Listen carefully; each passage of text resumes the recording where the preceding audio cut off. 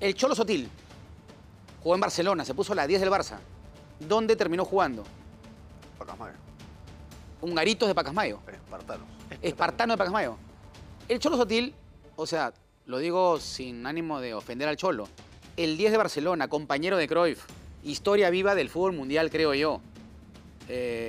Quizá para muchos el mejor peruano de todos los tiempos, para algunos. No podría jugar en el Espartano de Pacasmayo, pues, no tiene sentido. A eso voy yo, ¿no? A que algunos extienden la carrera para jugar en torneos que no existen o en equipos que no existen. Entonces... ¡Ay, ay, ay, ay, ay! Aguanta. Yo lo dije. ¡La tocó! Este 4-4-2 se las trae. Esto es... ¡Al ángulo! Sí, más que amar el tenis es lo que significó Federer, Nadal, Djokovic, ¿no? O sea, a mí siempre me gustó el tenis, nunca lo jugué bien. Lo intenté jugar alguna vez, pero no es un deporte en el que tenga ninguna habilidad en particular. Pero lo que nos han ofrecido este trío de genios ha sido partidos memorables, ¿no? Creo que todo el mundo debe recordar algún partido de ellos y en particular de Federer, de ese nivel y ver cómo pasa el tiempo y que se empiezan a retirar jugadores que parecían eternos, siempre genera una sorpresa. Va a ser interesante. A Federer le ha tomado un tiempo anunciar el retiro, él ha estado lesionado, se ha operado la rodilla, ha tratado de volver, pero tiene 41 años. Antes los tenistas se retiraban mucho más jóvenes, pero nada, la historia con el tiempo nos dirá que esto que vimos, creo, de tenis entre Nadal, Federer y Djokovic es bien difícil que se repita, ¿no? Por no decir irrepetible, pero sí. Un genio y además un señor, ¿no? Un caballero, un deportista muy ejemplar. Digamos, como tú bien señalaste, ¿no? La forma como él se despide, ¿no? Que tú la etiquetas de correcta y yo coincido plenamente contigo, ¿no? Al otro lado, tampoco es que me voy a salir del tema mucho, pero hay quienes el deporte los termina retirando, ¿no? Y eso es duro. El contexto, la coyuntura también, ¿no? Claro, ¿no? Por la que atraviesa. Por ejemplo, ya decía Diego, ¿no? Que se operó la rodilla Federer y que finalmente decide ya no seguir. Y probablemente yo la verdad de tenis, debo ser sincero, en el último tiempo ya, o sea, lo he descuidado. Yo era más de la época de, bueno, él lo debe saber, ¿no? De John Borg, de McEnroe, de Vilas, o sea, si tú me hablas de tenis, yo pienso inmediatamente de esa época. Sin comparar a ambas épocas, ¿sabes? Pero yo creo que, de hecho, en aquella época también, y un poco después también Agassi, Pete Sampras, por ejemplo, había una competencia muy interesante, ¿no? No me voy a meter a comparar porque voy a salir perdiendo, porque como no entiendo mucho del tema, pero sí, digamos, mencionar eso, ¿no? Y no dejar de mencionar, para cerrar un poco esta introducción, que, o sea, lo emocional en este tipo de deportes que son generalmente individuales, tiene una connotación mayor, ¿no? El estrés al que están sometidos, el estar todo el tiempo dentro de un circuito, ¿no? Porque así se llama, que tiene un nivel de exigencia terrible, en el que no descansas casi nunca. Terminas un torneo y ya estás viajando al siguiente, y es así, y es durante prácticamente todo el año, ¿no? Bueno, una de las hermanas Williams hace poco también se retiró. O sea, esto es así, ¿no? El deporte de élite tiene, desde lo emocional, una trascendencia grandísima, diría yo, ¿no? ¿Cuándo es momento de retirarse? ¿No? Ocurre en el fútbol... Un temaza ese, ¿ah? ¿no? Ocurre en el fútbol dentro de muchísimos contextos, Sí. que hay jugadores que se retiran temprano, pero les quedaba un poco más. Jugadores que continúan en la lucha o peleando, luchando contra ese retiro, pero de repente ya ha llegado el momento y todavía no lo han hecho. Por eso mi pregunta, mi duda, Sí, ¿cuándo es el momento idóneo, ¿no? Sí, es una pregunta para un programa completo, ¿no? O sea, elegir el momento, tenista, futbolista, nadador, lo que sea, para irte, para decir ya no más, es una decisión, aparte de fuerte, no siempre exacta, ¿no? Algunos se anticipan, otros se demoran. Ese es deporte colectivo. Estás 80 minutos. Pero en el caso de un adentro. deporte individual es, pienso yo, más duro. Porque estás solo y tú estás acostumbrado a ganar y, como tú bien dices, de repente dejas de ganar y viene la disyuntiva de, oye, ya es momento de irme, ¿no? Y quizás ganas el siguiente partido y de pronto yo me imagino, pensarás, ya estoy de nuevo. Y no sé, ¿no? ¿Cómo Por cómo ejemplo, hacer ese ejercicio? ¿cuántos jugadores, en este caso ya, pero te digo, o sea, habituados a la fama y al éxito, han terminado jugando cracks de primera división, cracks mundialistas, en equipos que no existen, pues, ¿no? El Cholo Sotil jugó en Barcelona, se puso la 10 del Barça. ¿Dónde terminó jugando? Pacasmayo. Hungaritos de Pacasmayo. Espartanos. Espartano de Pacasmayo. El Cholo Sotil, o sea, lo digo sin ánimo de ofender al Cholo, el 10 de Barcelona, compañero de Cruyff, historia viva del fútbol mundial, creo yo. Quizá para muchos el mejor peruano de todos los tiempos, para algunos. No podría jugar en el Espartano de Pacasmayo, pues, no tiene sentido.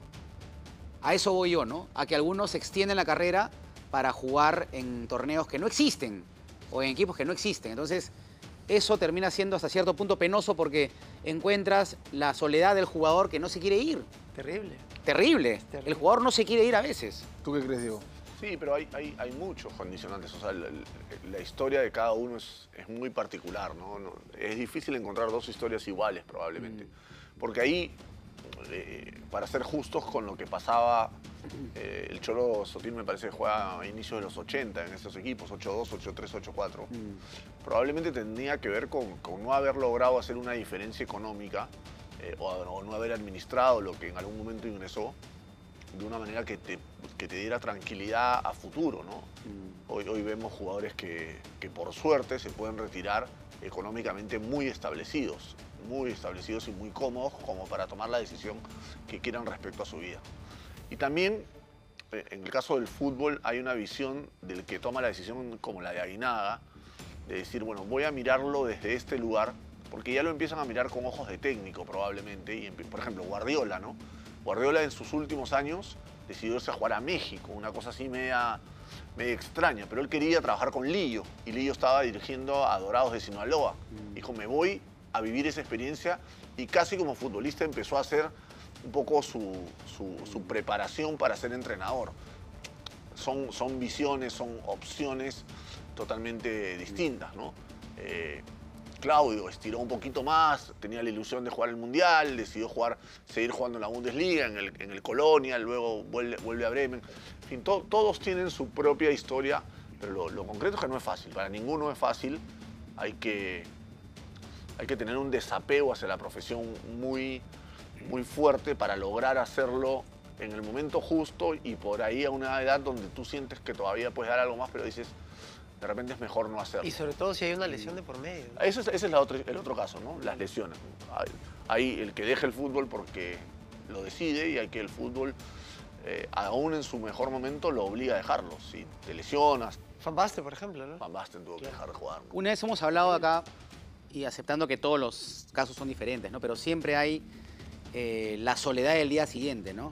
Es terrible. Es terrible la soledad del día siguiente. Algunos de repente en su recta final ya se querían ir y cuando se fueron fue liberador. Algunos de repente el caso contrario, ¿no? Ya se querían ir, pero aún tenían contrato 2 años más en China y había que ganar esa plata y seguir jugando y ya se querían ir y cuando se van es liberador.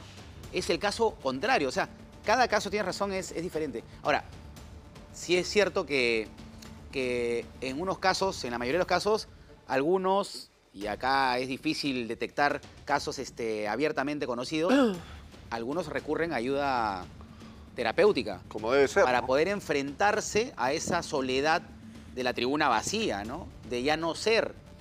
¿Cuántos jugadores hay que ya no son y que se enfrentan a esa miseria, ¿no? Estar solos. El jugador, cuando ya no juega, ve que el aplauso es para otros, Claro, es la fama. ¿no? La fama es para Claro, otros. Claro, Que él ya no recibe ese amor desmedido, totalmente. ¿no? Debe ser complicado. Hay Debe ser bien- todo un síndrome ahí, ya lo saben, yo no sé psicólogo, pero repito, no me quiero salir del tema, pero se puede aplicar. ¿Ustedes se acuerdan de este famoso fenómeno que surgió en los, no sé si fue finales de 80, pero en el 90 de todas maneras, el Big Brother? ¿No? Esto que juntaban en una casa gente y los grababan y se volvían repentinamente famosos. Era una cosa increíble. Y después a eso se le suman las redes sociales. O sea, el impacto era tremendo. Pero en un inicio no había tanto impacto de redes sociales. Entonces la gente, y esto yo lo he vivido en España, era una cosa increíble. O sea, era 24/7, era literal todo el día, todos los días, imágenes en canales especiales donde se veía cómo esta gente vivía. Y claro, esa gente se volvió famosa, pero literalmente. O sea, no podía ni salir a la calle. Pero de un momento a otro, salían de la casa. Y esa gente tenía que salir a la calle a caminar. Y obviamente después de cierto tiempo, ni siquiera años, a meses, estaban en el olvido y entraban en depresión. Porque necesitaban ese reconocimiento de la pantalla de la gente y la gente simplemente ya los había olvidado, los había como algo desechable, ¿no? Terrible, muy duro. Lo loco antes de entrar al ritmo, si me permites, es decir, avanzada edad a los 40, 42 años, ¿no? O 39 años, ¿no? Cuando estás en un nivel de juventud para lo que es cualquier otro aspecto de la vida, eres muy, muy joven, ¿no? O sea, nosotros que estamos, yo tengo 51, José 52, Pedro está por llegar a los 53, estás por llegar a los 50, tú todavía eres más joven. Pero uno se siente todavía joven, le siente que le queda toda una vida y de repente en los deportes, ya para no hablar solo en el fútbol, a los 39, 40 años te tienes que jubilar. Bueno, en la gimnasia ni que decir. Lo tienes que, claro, hay mucho más En la prematuro, en la gimnasia. natación, en el atletismo, en algunos. Y es, pero bueno, en fin. Duro. Pero es un apunte válido, sí. O sea, eres muy joven para la vida, Tu vida deportiva. pero tu vida, por eso mucha gente lo traslada a ser entrenador, porque es una manera de seguir ligado al deporte y eso no tiene un límite de edad. Algunos se acercan al lado de los medios, que es otra manera de seguir ligado al deporte, pero hay otros que directamente se desenchufan, hay otros que se dedican a otro deporte. Lucho Horna corre maratones hoy en día. Lucho dejó de jugar tenis y hoy en día necesita la adrenalina del deporte y Lucho ha corrido la maratón del domingo, creo que corrió 42. Es más, hace triatlón, creo. Triatlón, creo O sea, que aparte de maratones, Claro. hace lo otro, ¿no? Claro. ¿Sí? Bueno, Leo Butrón ha corrido en la Live 42K. Bueno, No sé cuál ha sido su distancia. vimos a pero ha corrido. Robén también está corriendo maratón. Robe también corre, claro.